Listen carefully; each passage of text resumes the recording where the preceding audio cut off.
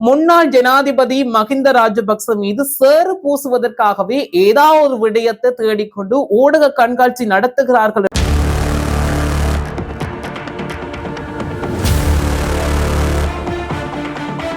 காப்போத்த சாதாந்திர பரீட்சைக்கான விண்ணப்பங்கள் தொடர்பில் ஒரு முக்கியமான தகவல் கல்வி அமைச்சால் வெளியிடப்பட்டிருக்கிறது.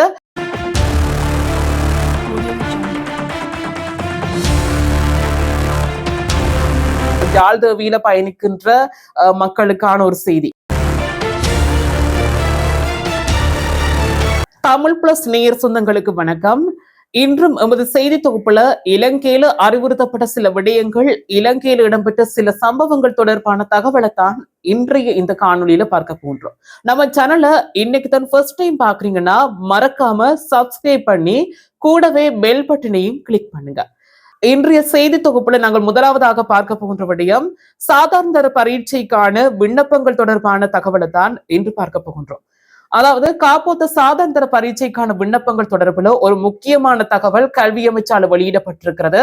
காப்போத்த சாதாரண பரீட்சைக்கான விண்ணப்பங்கள் எதிர்வருகின்ற அக்டோபர் 9 வரை மட்டுமே ஏற்றுக்கொள்ளப்படும் என்று கல்வி அமைச்சால தெரிவிக்கப்பட்டிருக்கிறது.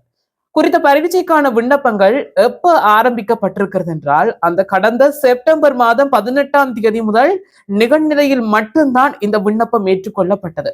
இதன்படி எதிர்வருகின்ற அக்டோபர் 9 நள்ளிரவு 12 மணி வரை விண்ணப்பங்களை பெற்றுக்கொள்வதற்கான இறுதி திகதி முடிவடையும் என்று கல்வி அமைச்சு தெரிவித்திருக்கிறது. மேலும் ஒரு தகவலை வெளியிட்டிருக்காங்க கல்வி அமைச்சு. என்னன்னா, விண்ணப்பங்களை சமர்ப்பிப்பதற்கான கால அவகாசம் எந்த காரணங்களுக்காகவும் மேலும் நீட்டிக்கப்படாது என்று திட்டவட்டமாக சொல்லியிருக்கிறது. இது தொடர்பாக ஏதேனும் உங்களுக்கு சந்தேகங்கள் இருந்தால், அதாவது காப்போத்த சாதாரண பரீட்சைக்கான அந்த விண்ணப்பங்களை இடுவதற்கான இது சந்தேகங்கள் இருந்தால் அவற்றை பற்றி நீங்கள் அறிந்து கொள்வதற்காக சில தொலைபேசி இலக்கங்களையும் அறிமுகப்படுத்தியிருக்கிறார்கள். அவற்றை நாங்கள் இதிலே தொடர்ந்து பார்க்கலாம். அதாவது 0127848208 என்ற தொலைபேசி இலக்கத்தையும், அடுத்து 0112784537 என்ற தொலைபேசி இலக்கத்தையும், அடுத்து 0112785922 என்ற தொலைபேசி இலக்கத்தையும், 0112784422 என்ற தொலைபேசி இலக்கத்தையும் அவர்கள் தந்திருக்கிறார்கள். இந்த தொலைபேசி இலக்கங்களின் வாயிலாக நீங்கள் காப்போத்த சாதாரண பரீட்சைக்கான அந்த விண்ணப்பங்களை விண்ணப்பிப்பதற்கான மேலதிக சந்தேகங்கள் இருந்தால் இதனை தொடர்பு கொண்டு நீங்கள் சந்தேகங்களை நீங்கள் நிவர்த்தி செய்து கொள்ளக்கூடியதாக இருக்கு.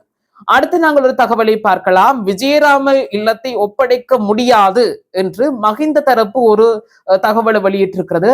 அதற்கான காரணம் என்ன என்ற விடயங்களை நாங்கள் தொடர்ந்து பார்க்கலாம். அதாவது விஜயராம உத்தியோகபூர்வ இல்லத்தை மஹிந்த ராஜபக்ச அவர்கள் விட்டு செல்ல வேண்டும் என்று ஒரு தகவல் வெளியாக இருந்தது. அதன்படி விஜயராம உத்தியோகபூர்வ இல்லத்துல அரசுக்கு சொந்தமான சொத்துக்கள், உபகரணங்கள் எல்லாம் அங்கு இருக்கிறது காரணமாக அவற்றை மதிப்பீடு செய்து அடையாளப்படுத்தாமல் வீட்டை ஒப்படைக்க முடியாது என்று மஹிந்த தரப்பில் இருந்து தகவல் வெளியாக இருக்கிறது. அதாவது மதிப்பீட்டு பணிகளை மேற்கொள்ளாம வீட்டை ஒப்படைத்தால் எங்கள் மீது ஒரு குற்றம் சுமத்தப்படும் என்று மஹிந்த தரப்பு சொல்லியிருக்கிறார்கள். அது எவ்வாறான குற்றம் என்றால், மஹிந்த ராஜபக்ச அரச சொத்துக்களை லொரியில் ஏற்றி சென்று விட்டார் என்று குற்றம் சாட்டுவார்கள் என்று தெரிவித்திருக்கிறார்கள் மஹிந்த தரப்பில் இருந்து. அதாவது அரசு அதிகாரிகள் மதிப்பீட்டு பணிகளை மேற்கொள்ளாத காரணத்தால தான் இல்லத்தை ஒப்படைக்க முடியவில்லை என்று ஒருத்தர் தெரிவித்திருக்கிறார். அது யார் என்றால், முன்னாள் ஜனாதிபதி மஹிந்த ராஜபக்சவினுடைய ஊடக பேச்சாளரான மஹிந்த கமகை அவர்கள் இந்த தகவலை தெரிவித்திருக்கிறார்.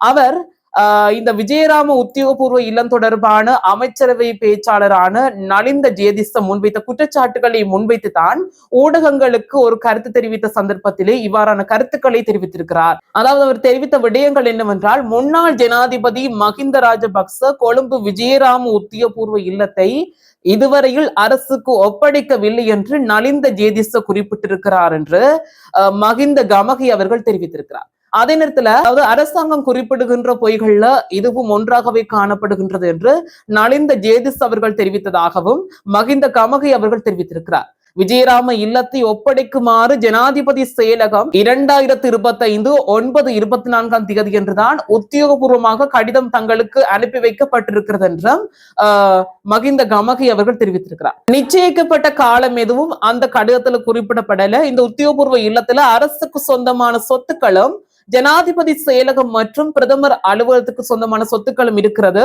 இந்த சொத்துக்களை மதிப்பீடு செய்து அடையாளப்படுத்துமாறு நாங்க அரசு அதிகாரிகளுக்கு ஏற்கனவே அறிவுறுத்தியிருக்கின்றோம். அதிகாரிகள் இங்கு வருகை தந்து இந்த குறித்த மதிப்பீட்டு நடவடிக்கைகளை மேற்கொள்ளவில்லை. அதன் காரணமாகத்தான் நாங்கள் தாமதப்படுத்தி இருக்கிறோம், இவ்வாறு வீட்டை ஒப்படைக்கவில்லை என்று மகிந்த கமகை அவர்கள் தெரிவித்திருக்கிறார். இல்லை என்றால் அமைச்சரவை பேச்சாளர் நலிந்த ஜேதிச மகிந்த ராஜபக்ச அரசுக்கு சொந்தமான சொத்துக்களை லொரியில் ஏற்றி சென்று விட்டார் என்று சொல்லிவிடுவார் என்றும் மகிந்த கமகி ஒரு நகைச்சுவையாக கூறியிருக்கிறார். இவ்வாறான பின்னணியில அரசாங்க தகவல் திணைக்களத்தின் அதிகாரிகள் என்ன செய்திருக்கிறார்கள் என்றால், நேற்றைய தினம் சென்று அந்த வீட்டை பார்வையிட்டு காணொலி ஒன்றை பதிவேற்றிருக்கிறார்கள்.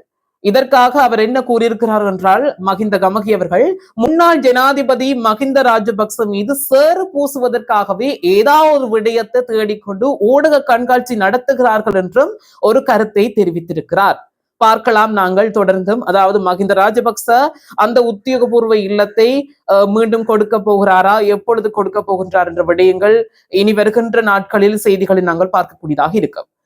தொடர்ந்தும் பார்க்கலாம் மக்களே. அதாவது ஜாழ் தேவி தொடர்பான ஒரு விசேட அறிவிப்பு வெளியிடப்பட்டிருக்கிறது. அதாவது ஜாழ் தேவியில பயணிக்கின்ற மக்களுக்கான ஒரு செய்தி. அதாவது ஜாழ் தேவி ரயில் இயக்கப்படுவதில் ஏற்பட்டிருக்கிற தாமதம் குறித்து ரயில்வே திணைக்களம் ஒரு அறிவிப்பை வெளியிட்டிருக்கிறது.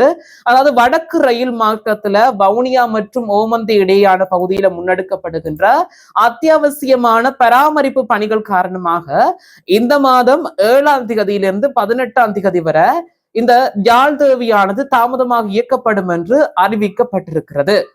இதன் காரணமாக கொழும்பு கோட்டையிலிருந்து காங்கேசன்துறைக்கு இயக்கப்படுகின்ற ஜாழ் தேவி கடுகதிர் ரயில் போக்குவரத்தானது கொழும்பு கோட்டையிலிருந்து அவங்க திட்டமிட்ட நேரமான காலை 6:40 பயணத்தை தொடங்கிவிடும் என்றும், அவ்வாறு பயணத்தை தொடங்கிய அந்த ஜாழ் தேவி ரயிலானது வவுனியாவில் 11:35 மணிக்கு உரிய நேரத்துல இயக்கப்பட்டு வவுனியா ரயில் நிலையத்திலிருந்து 2:40 நிறுத்தப்பட்டு அதற்கு பின்பு வவுனியா ரயில் நிலையத்திலிருந்து பிற்பகல் 2:15 காங்கேசன்துறை நோக்கி இயக்கப்படும் என்று அறிவிக்கப்பட்டிருக்கிறது. அதோட காங்கேசன்துறையிலிருந்து கொழும்பு கோட்டைக்கு இயக்கப்படுகின்ற யாழ் தேவி கடுகதில் ரயிலானது காங்கேசன்துறை ரயில் நிலையத்திலிருந்து 30 நிமிடங்கள் தாமதமாகி முற்பகல் 11 மணிக்கே பயணத்தை ஆரம்பிக்கும் என்று அந்த அறிவுறுத்தல்ல கூறப்பட்டிருக்கிறது.